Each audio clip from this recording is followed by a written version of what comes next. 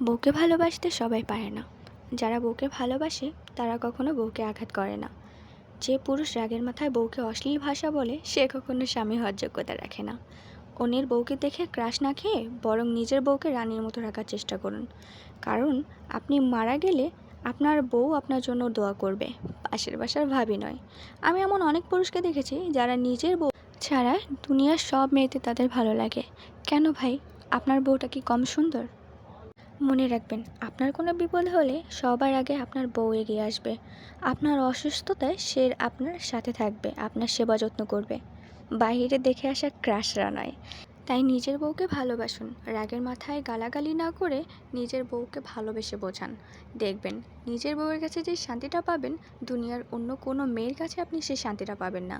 আর এতে করে আপনার বউ আর আপনার প্রতি আরও বেশি ভালোবাসা বাড়বে। আর এভাবে আল্লাহ তাআলার রহমত আপনার উপর থাকবে।